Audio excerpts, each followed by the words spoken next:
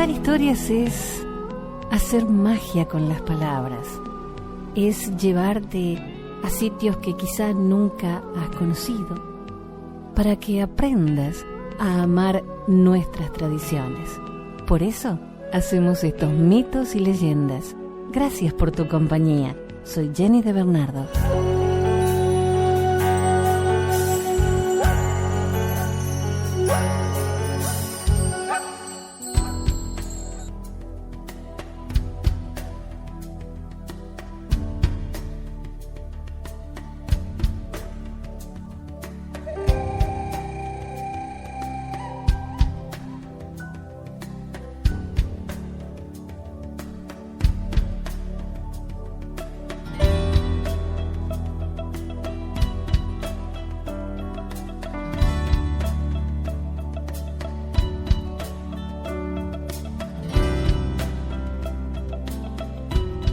Esta es una leyenda chilena, el sapo y el urubú.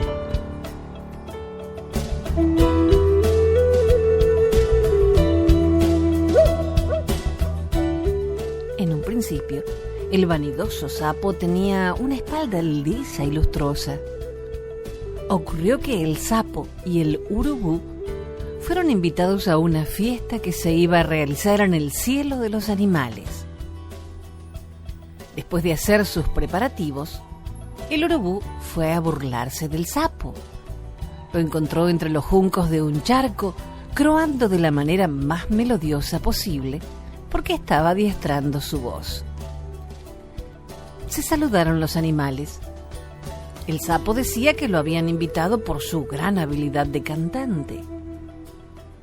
El urubú dijo que él también estaba invitado para que el sapo se dejara de jactancias, y se fue convencido de que el animalito verde era un gran farsante. Al otro día, muy de mañana, el urubú se alisaba las plumas negras, sentado en un arbusto, preparándose para el viaje, cuando se le acercó el sapo. El instrumento del urubú, la guitarra, estaba en el suelo, pues la estuvo templando toda la noche. El sapo le dijo que él se iba ya de camino porque caminaba muy lento. En realidad, lo que hizo fue meterse en la guitarra. Cuando el urubú levantó el vuelo, estaba tan entusiasmado con lo de la fiesta que no se percató de lo pesado de su guitarra. Pronto dejó atrás las nubes, la luna, las estrellas. Al llegar, los demás animales le preguntaron por el sapo, a lo que contestó que no creía que fuera posible que viniera, pues el sapo apenas si saltaba como para alcanzar el cielo. ¿Y cómo que no lo había traído? Pues porque no le gustaba cargar piedras, contestó. Dejó a un lado la guitarra esperando que llegara el momento de la música. Entonces, el sapo salió de su escondite y apareció de improviso ante la concurrencia, más hinchado y orgulloso que de costumbre. Lo recibieron con gran asombro entre aplausos y felicitaciones, mientras se reían del urubú. Entonces comenzó la fiesta. Había comida en cantidad y todos se llevaban bien. Estaban dedicados al baile, al canto, a la interpretación de sus instrumentos preferidos, pues la fiesta era para que cada uno se luciera en sus habilidades. Entre todo este alboroto, el urubú rasgueaba contento su guitarra y el sapo soltaba su do de pecho. En el momento de más alegría, el sapo aprovechó para introducirse de nuevo en la guitarra. Terminó la fiesta y nadie notó su ausencia a la hora de las despedidas. Solo el urubú, que le tenía rencor por haberlo puesto en ridículo. Echó a volar de regreso. Estando receloso, esta vez notó el peso de más.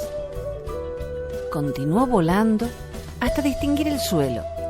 Pasó bajo la luna y con esa luz pudo ver al sapo acurrucado en el fondo.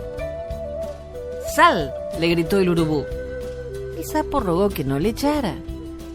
Como el sapo no salía por miedo a que lo arrojara, el urubú sacudió la guitarra hasta que el animalito salió por los aires moviendo las patas.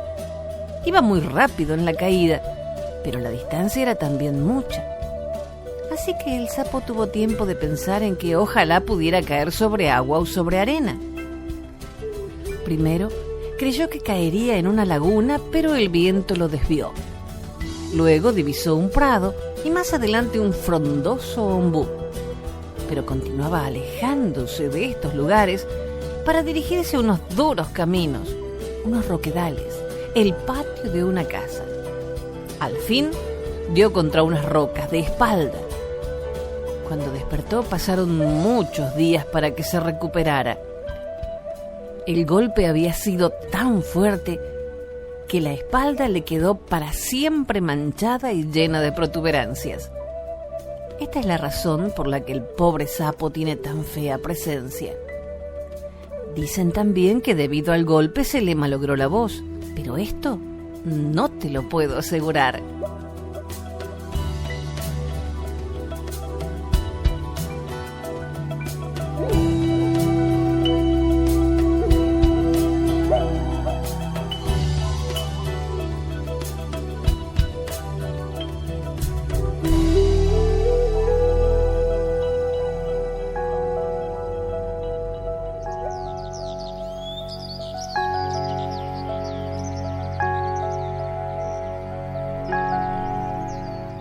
Los chichimecas, grandes cazadores. Los chichimecas eran los pueblos que vivían en las regiones desérticas del norte de México antes de la llegada de los españoles. Eran cazadores y recolectores. Vivían solo de la carne de los animales que capturaban y de las hierbas y frutas silvestres que recogían. Como no sembraban, no tenían una casa fija, sino que se movían de un lugar a otro en busca de sus presas, que podían ser venados, conejos, serpientes, jabalíes, patos y otras aves. Los demás pueblos de México antiguo, que eran agricultores, admiraban mucho a los chichimecas por su habilidad para cazar. Tenían fama de ser muy diestros en el manejo del arco y la flecha. Según contaban esos pueblos, los cazadores chichimecas simplemente disparaban una flecha al cielo y casi siempre atinaban a atravesar algún ave que caía muerta a sus pies. Pero era tanta su habilidad y su suerte que aun si la flecha no daba con algún pájaro, al caer a tierra, siempre hería a algún animal, como un conejo o una víbora. La presa quedaba clavada al suelo, lista para ser recogida por el cazador. Después de haber cazado de esta manera, los chichimecas tomaban al animal muerto y se lo enseñaban al sol, que era su dios, para agradecerle su ayuda. Por esta razón, a los chichimecas nunca le faltaba la carne y podían vivir sin cultivar la tierra.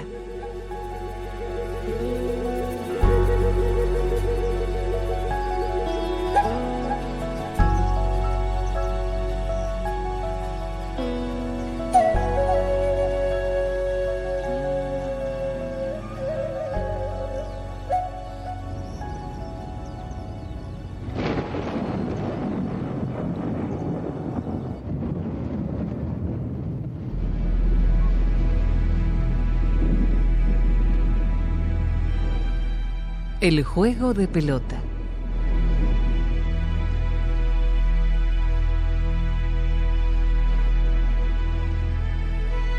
Los seminoles, como muchos otros pueblos americanos, practicaban el juego de pelota. Este coincidía siempre con la fiesta del elote, que duraba 4 días. En el juego participaban 2 equipos, uno de mujeres y otro de hombres. Y consistía en hacer que la pelota pasara por un marco de madera que estaba colocado arriba de un poste. El poste se hallaba ubicado en el centro del campamento. Tenía casi 7 metros de alto y estaba adornado con sartas de cuerdas y pieles pintadas. La pelota era de pelo de venado. Los muchachos debían golpear la pelota con un palo, las muchachas con la mano. La pelota se lanzaba a lo alto. Un bando la aventaba hacia el marco mientras el otro intentaba quitársela. Nadie podía salir del campo, que tenía 8 metros de largo. Al atardecer, todos tomaban 3 clases diferentes de bebidas negras, y las primeras 3 noches, antes de empezar el juego, los jóvenes se reunían y danzaban con máscaras y tocados. Allí mismo se hacían promesas de amor que solo se cumplían tras la fiesta y el juego.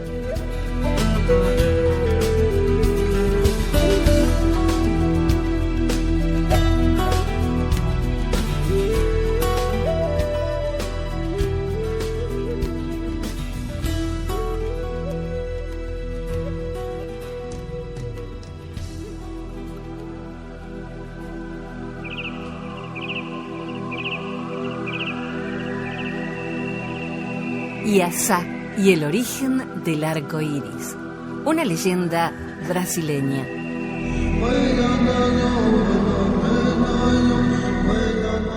Cuenta una antigua leyenda de Brasil que en la tribu de los Cachinahuas hubo una joven llamada Iazá, cuya belleza era tan deslumbrante que incluso el mismísimo hijo del dios Tupán, llamado Tupá, quedó prendado de ella.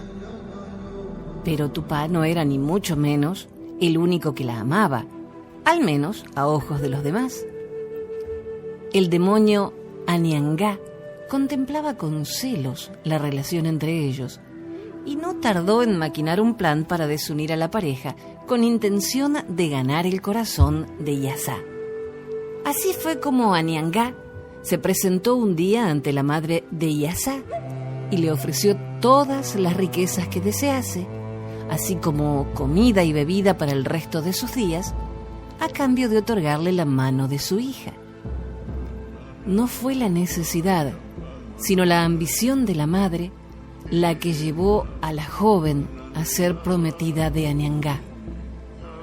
La joven recibió la noticia con desolación, resignada a su destino, pero triste por separarse de su amado Tupá, pidió al demonio un último deseo antes de acceder a casarse y vivir en el inframundo por el resto de sus días. Su deseo fue ver una última vez a Tupá. Aniangá accedió al deseo de Iazá, pero le impuso como condición que debería hacerse un corte en el brazo antes de partir hacia el cielo, para que la sangre formase un camino que él pudiera seguir. Era obvio que Aniangá no se fiaba del regreso de la joven, y por sorpresa para él, Iazá accedió a ello y dejó un rastro de roja sangre a lo largo de su camino. Pero Tupá ideó un plan para desorientar al demonio e hizo que Guaricí, el sol, dibujase un rastro amarillo junto a la sangre de su amada. Luego, que Ioacá, el cielo, hiciese lo mismo con su color azul, y después le tocó el turno a Pará, el mar, que aportó al rastro su color azul profundo. Iazá se iba debilitando por la pérdida de sangre y, fatigada, cayó al suelo, donde su líquido vital se mezcló con la tierra del suelo, añadiendo una banda naranja a su rastro, que salpicó parte del arco azul, dando origen al violeta. Tristemente, la muchacha no pudo llegar hasta el cielo para reunirse con Tupá y falleció en una playa, arropada por la suave luz del sol y mecida por el arrullo de las olas del mar. Fue la mezcla sobre su cuerpo de la dorada luz del sol y el azul del mar la que dio origen al verde, y así fue como el camino de Iazá hacia el cielo quedó para siempre marcado con los 7 colores del arco iris.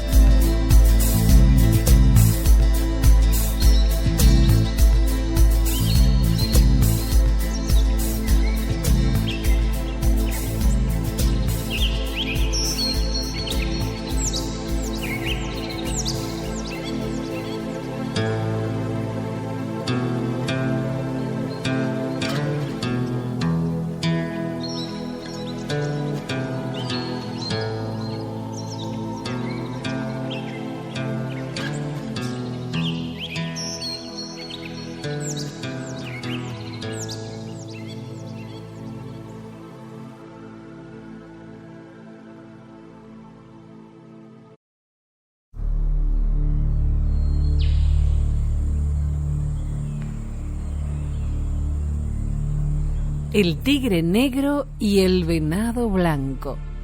Una leyenda de Brasil.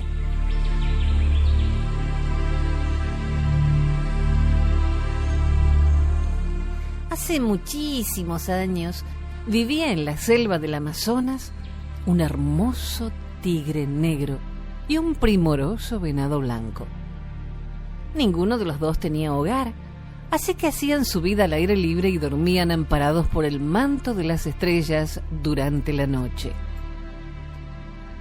Con el paso del tiempo, el venado empezó a echar de menos cobijarse bajo techo y decidió construir una cabaña.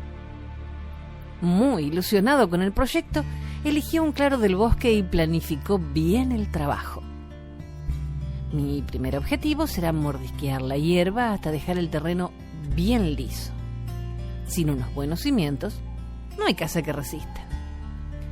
Trabajó duramente toda la jornada y cuando vio que había cumplido su propósito, se tumbó a dormir sobre un lecho de flores. No podía imaginar que el tigre negro, también harto de vivir a la intemperie, había tenido ese día la misma idea y casualmente había escogido el mismo lugar para construir su hogar. Estoy hasta las narices de mojarme cuando llueve y de achicharrarme bajo el sol los meses de verano. Fabricaré una cabaña pequeña pero muy confortable para mi uso y disfrute. Va a quedar estupenda. Llegó al claro del bosque al tiempo que salía la luna y se sorprendió al ver que en el terreno no había hierbajos. ¡Uy, qué raro! Conozco bien este sitio y siempre ha estado cubierto de malas hierbas.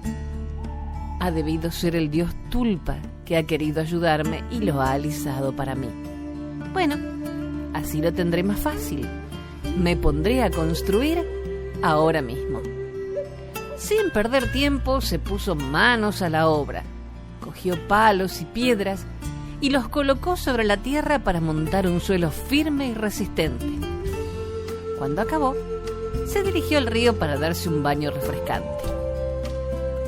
Por la mañana, el venado volvió para continuar la tarea y se quedó alucinado. ¡Uy! ¿Cómo es posible que ya esté colocado el suelo de la cabaña? Supongo que el dios Tulpa lo ha hecho para echarme un cable. Es fantástico. Muy contento, se dedicó a arrastrar troncos para levantar las paredes de las habitaciones. Trabajó sin descanso y cuando empezó a oscurecer, se fue a buscar algo para cenar. Quería acostarse pronto para poder madrugar. Ya entrada la noche, llegó el tigre negro.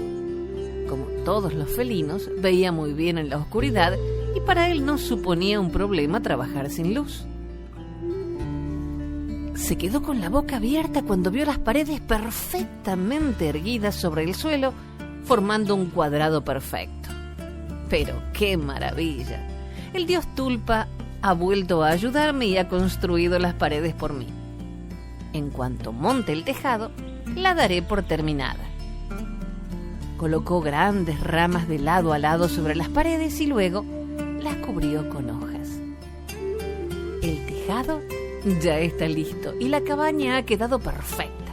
En fin, creo que me he ganado un buen descanso.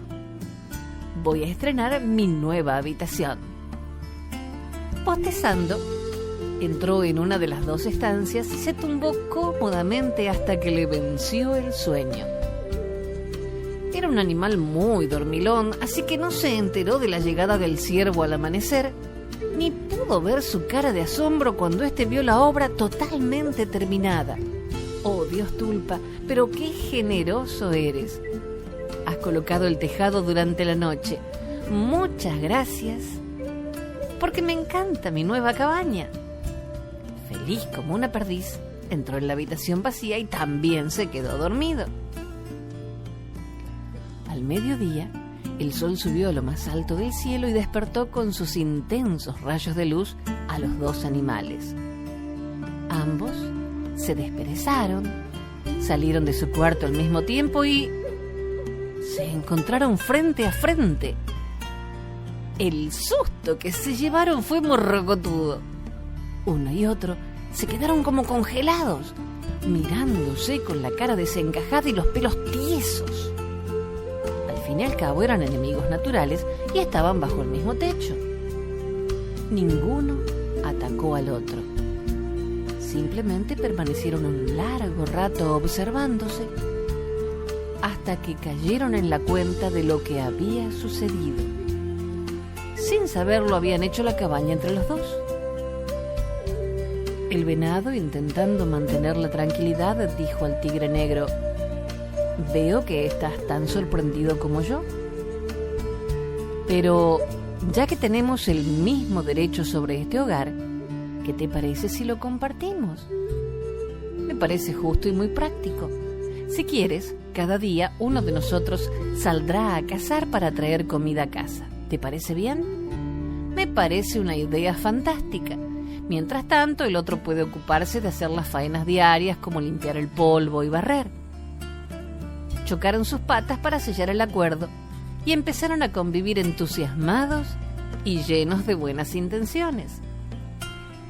Lo primero que había que hacer era conseguir comida, y por sorteo le tocó salir a cazar al tigre. Regresó 1 hora después con una presa que al venado no le hizo mucha gracia, porque era un ciervo blanco como él. ¡Qué situación más desagradable, amigo tigre! Este animal es de mi misma especie, y como comprenderás, no pienso probarlo. Se fue a su habitación disgustado y no pudo pegar ojo. ¡Ay, qué intranquilo me siento! El tigre negro ha cazado un venado como yo. ¡Es terrible! ¿Y si un día le da por atacarme a mí? El pobre no consiguió conciliar el sueño en toda la noche, pero se levantó al alba porque le tocaba a él salir a buscar alimento. Paseó un rato por los alrededores y se encontró con unos amigos que le ayudaron a montar una trampa para atrapar un tigre. Cuando llegó a casa con el trofeo, su compañero se quedó sin habla y por supuesto se negó a hincarle el diente. ¿Pretendes que yo, que soy un tigre, me coma a otro tigre? Ni en broma, soy incapaz. Según dijo esto, se fue a su cuarto con un nerviosismo que no podía controlar. Este venado parece frágil, pero ha sido capaz de cazar un tigre de mi tamaño. ¿Y si se lanza sobre mí mientras duermo? No debo confiarme que las apariencias engañan, y yo de tonto no tengo nada.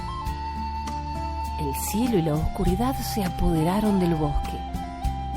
Todos los animales dormían plácidamente, menos el venado y el tigre, que se pasaron la noche en vela y en estado de alerta porque ninguno se fiaba del otro. Cuando nadie lo esperaba, en torno a las 5 de la madrugada se oyó un ruido ensordecedor. Los dos estaban tan asustados y en tensión que al escuchar el estruendo salieron huyendo en direcciones opuestas, sin pararse a comprobar de dónde provenía el sonido. Tanto uno como otro pusieron pies en polvorosa pensando que su amigo quería atacarlo. El hermoso tigre negro y el primoroso venado blanco nunca más volvieron a encontrarse, porque los dos se aseguraron de irse bien lejos de su posible enemigo. El tigre trató de rehacer su vida en la zona norte, pero siempre se sentía más triste de lo normal porque echaba de menos al ciervo. Qué pena acabar así. Lo cierto es que nos llevábamos muy bien y yo jamás le habría hecho daño, pero claro, no puedo decir lo mismo de él. Por su parte, en la otra punta del bosque, en la zona sur, el venado se lamentaba sin cesar. Qué simpático era el tigre negro. Formábamos un gran equipo y podríamos haber sido grandes amigos. Nunca le habría lastimado, pero a lo mejor él a mí sí, y más vale prevenir.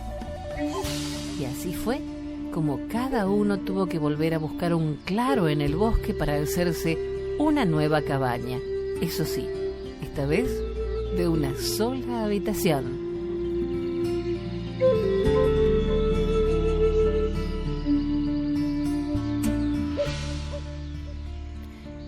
tigre y el venado hubieran hablado en vez de desconfiar el uno del otro, habrían descubierto que ninguno de los dos tenía nada que temer, porque ambos eran de fiar y se apreciaban mutuamente. Esta leyenda nos enseña que nuestra mejor arma es la palabra. Decir lo que sentimos o lo que nos preocupa a nuestros amigos es lo mejor para vivir tranquilos y en confianza.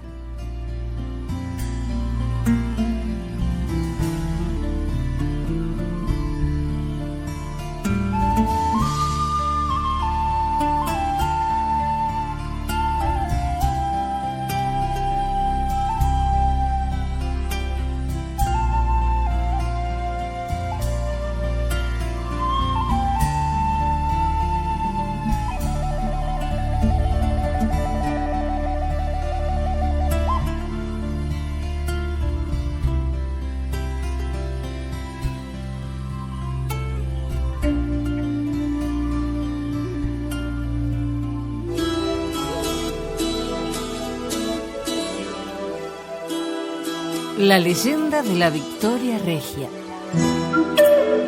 Según nos relata una antigua leyenda de Brasil, existió una tribu que consideraba a la luna como una diosa a la que llamaban Jaci.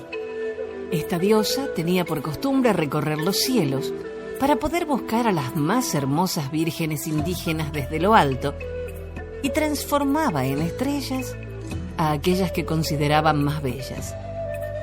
Pero en ocasiones se escondía tras las montañas para poder pasar un tiempo con las vírgenes que había elegido, y éstas le hacían compañía durante las noches.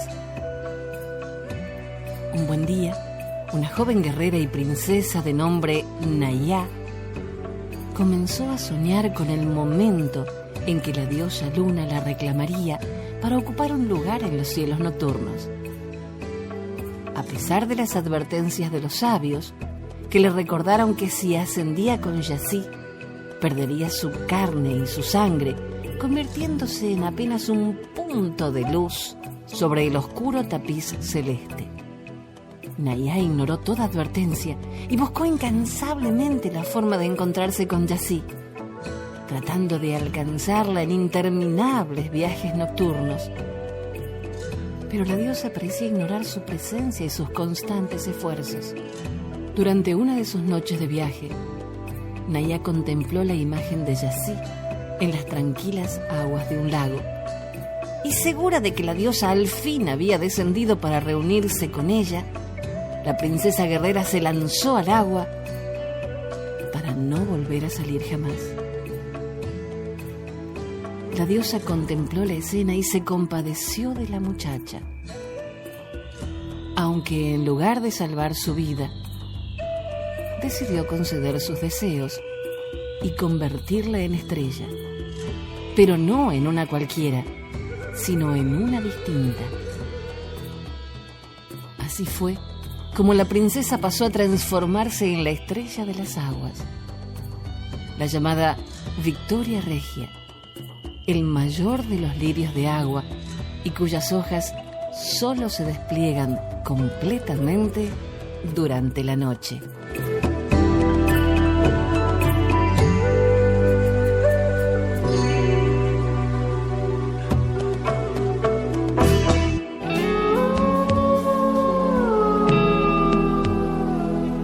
Hasta el próximo relato. Soy Jenny de Bernardo.